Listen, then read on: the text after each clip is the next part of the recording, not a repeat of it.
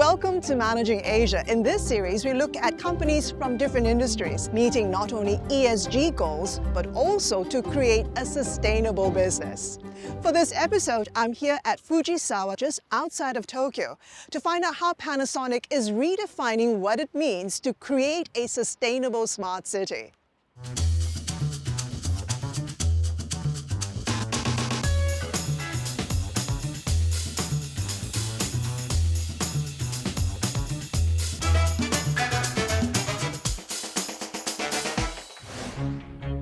Panasonic is best known for its electronic goods such as TVs, air conditioners, and kitchen appliances.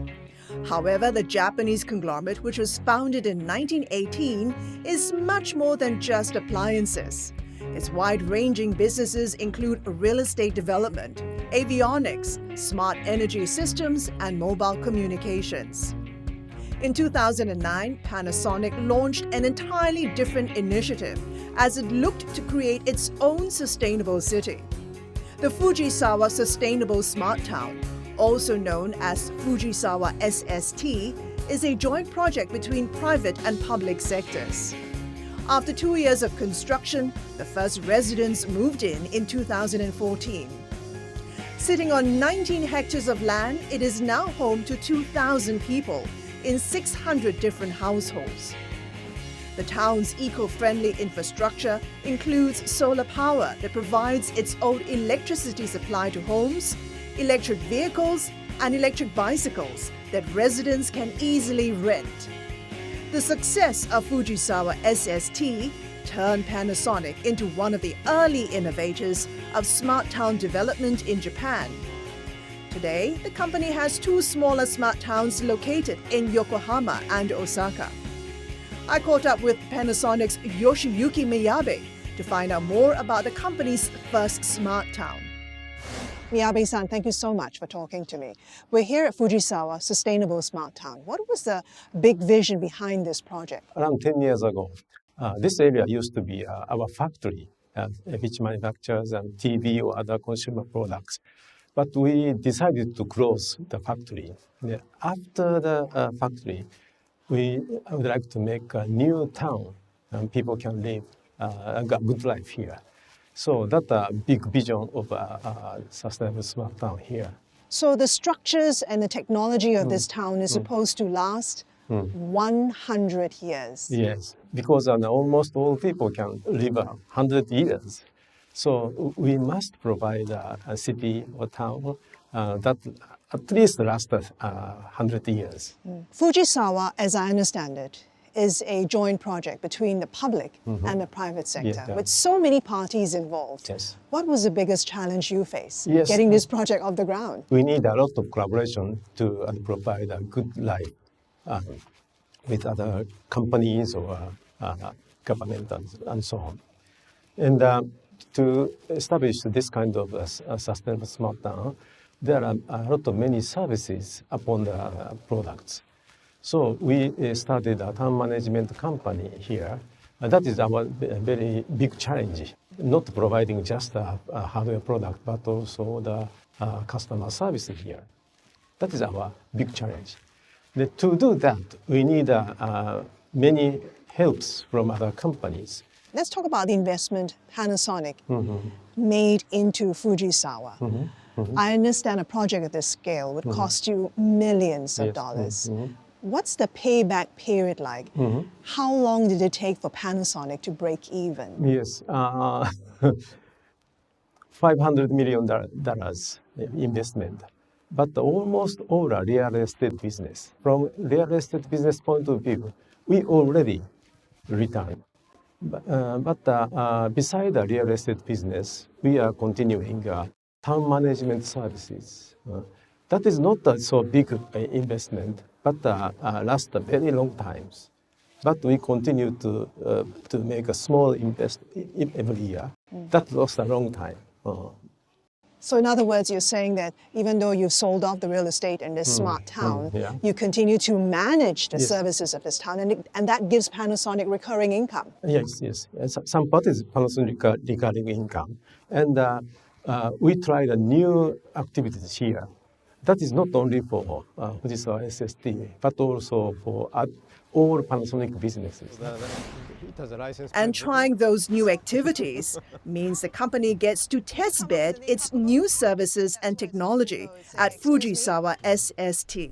Miyabe-san, you have 2,000 residents living here at Fujisawa. What facilities and smart technologies do they enjoy that would otherwise not be able to have in a traditional town? Yeah. There are many things, but one example is there are some surveillance camera here. Every household can monitor the surveillance camera through their smartphone or TVs by themselves. For example, they can check child safely playing at the garden and so on. And the latest addition to Fujisawa is a home delivery service provided by self-driving robots. And you've got Hakobo doing the job for you. How long did it take for you to develop this machine, this robot? Hakobo, yes. This is a home delivery robot. And now under testing. But within this town, the Hakobo is going to carry the small parcel to every houses. How long did it take for you to test the Hakobo to make sure that it's safe enough to be on the roads? Yes, it takes already 1.5 years. Now we are improving, so we are going to finish the test within 1 or 2 years.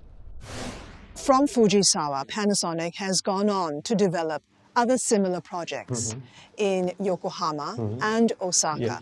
What improvements have you made to each smart town that you've built? What kind of smart town is required is depend on the area.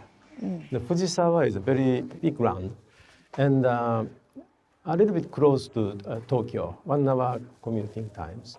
So we make another type of lifestyle town here.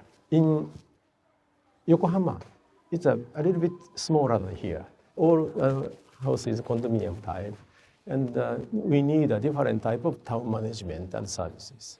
In Osaka also. So city or town is very much depend on the surrounding areas. So each SST by SST, we choose a new thing and to try that. Here in Japan, almost everyone is trying to build their own version of a smart city. We have Toyota currently developing Woven City, and they claim that will be the prototype city of the future. Are you watching closely what your rivals are doing? How do you compete? As I said, town and city is very depend on that on the area.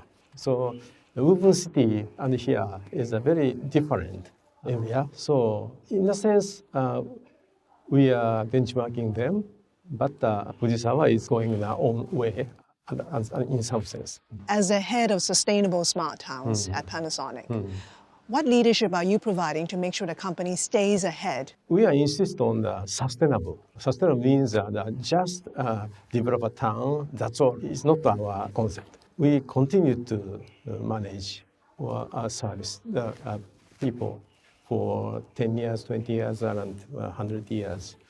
So the important thing is how many SST we can make, not how many, but also how long we can manage or improving the people's lives by using the SST project. And finally, what is going to be the next big thing that's going to revolutionize the way smart towns are built? Yes, one is battery, because the renewable energy is not stable energy. So for use that kind of renewable energy, we need a buffer for energy consumption.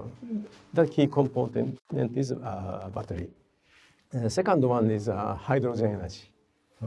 Hydrogen also we can storage locally. So that helps to levelize the power consumption in the area. And much more important thing is low power consumption product technology is much important. Miyabe-san, thank you so much for talking. Thank you very much. Thank you. And that was Yoshiyuki Miyabe of Panasonic Sustainable Smart Towns. Hope you've enjoyed the show. Don't forget to catch the next episode of Managing Asia. I'm Christine Tan. Thanks for watching.